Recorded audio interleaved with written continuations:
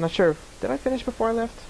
No, I actually had to go back to Community College Philadelphia for one more semester, and then I registered here at Westchester, and I did 2 semesters here, and then we got deployed again, and I did 3 semesters here, and then they told us we were going to deploy, and we were supposed to have, all this time in between, where they told us and where the deployment was, but they wound up giving us 3 weeks of training in the middle of a semester, so I couldn't come back, so there was another big gap of time where I had to miss all this school again.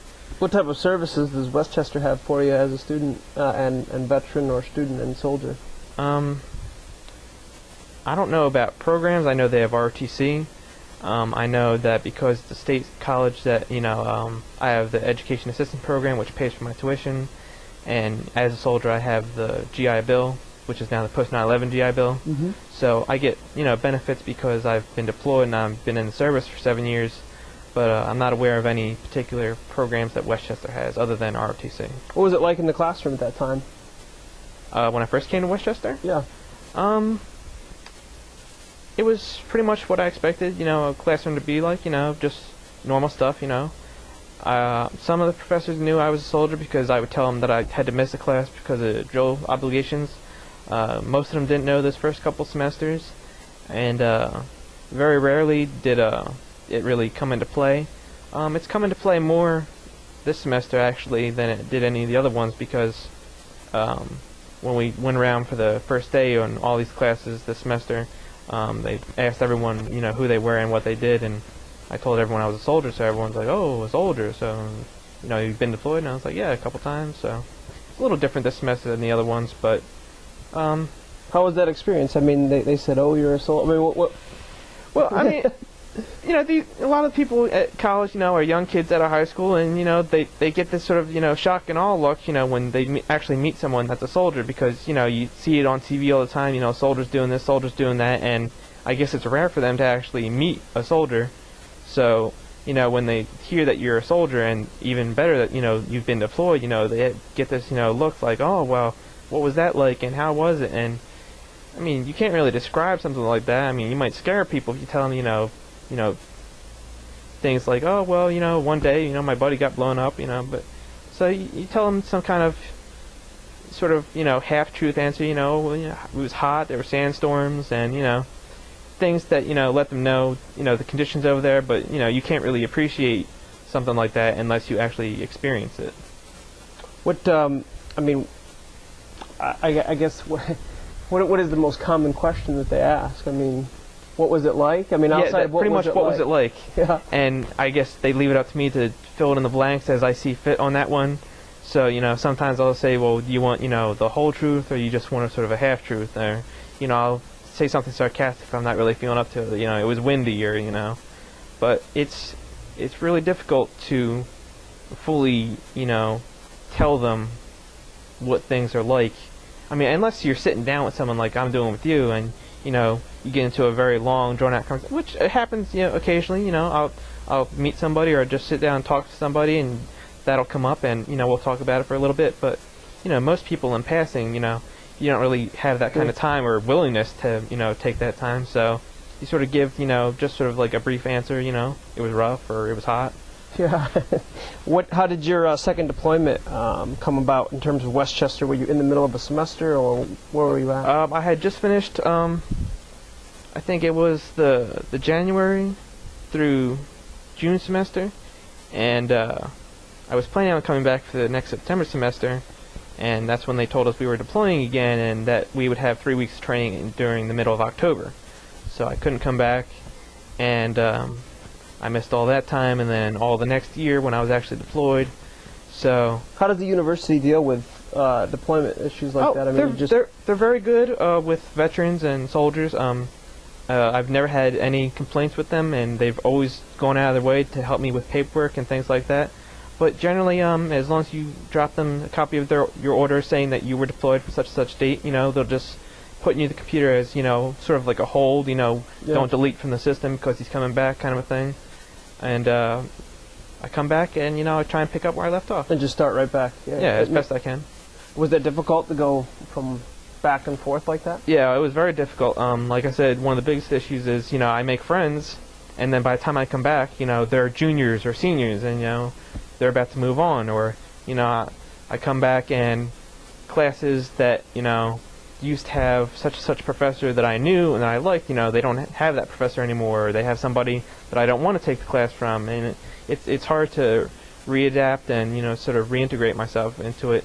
And it's really hard because, I'm 26 now, and, most people I, meet are like 19, 20, 21, and it's hard to, especially since I don't live on campus anymore, it's hard to, integrate myself into, what they're doing and, things, that they might be interested in. Yeah. How was the second deployment, and where were you guys at, and what was your mission? And the mission on the second deployment was, it was a lot different than the Ramadi deployment. It was more of a kind of patrolling deployment. We were sent to, I'm not sure if this was the name of the base or the city, but it was called Talil, and that's in the southern tip of Iraq. Mm-hmm. And we were there for 2 months, and we were pretty much doing what we were doing as a maintenance section in my first deployment. Mm-hmm. Same thing in the second deployment. We had a bigger maintenance section because we had a lot more people as customers, but it was the same concept.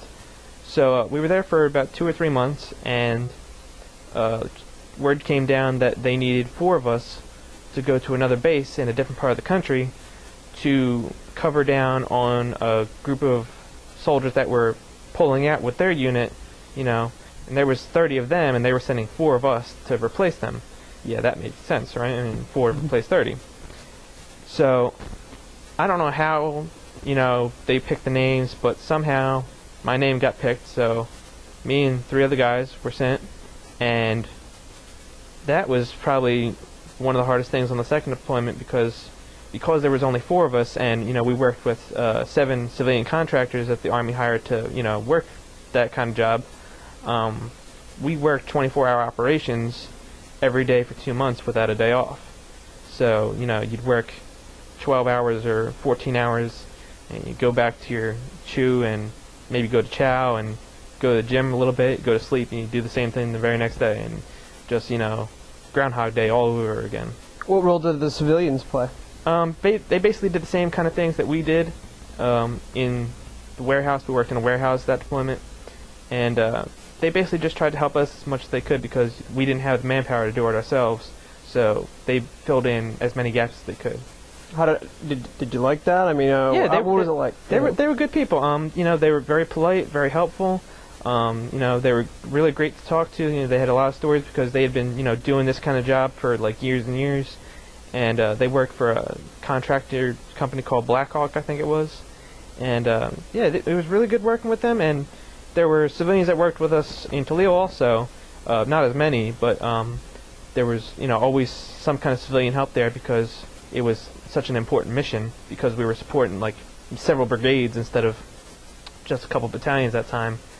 And it was good working with them. So that's just that was a 1-2 month chunk out of your 12-month deployment, is that right? No, the 2 months was in Talil, and then 3/4 of the rest of the deployment was at the new place. It was called Fob Delta, and it was near the city of Al Qut. Okay. So we went from down here in the southern tip to over here near the border. How'd you get there? They flew us in Blackhawks. Oh wait, no. To get there, we went in a Chinook, and to come back when we were getting ready to leave, we came back in Blackhawks. But pretty much whenever you need to go somewhere in country, it's helicopters. Any sizable distance? Right. I mean, unless you're just driving in a couple hours, sure. You take a vehicle. But anything more than 2 hours, they put you in a helicopter with your gear and you go. What was it like in Al Qut? It was pretty much the same as Talil. Neither of those bases got mortared or attacked that often. I mean, it was like you could do it on like one hand how many times each one of them got attacked. Yeah.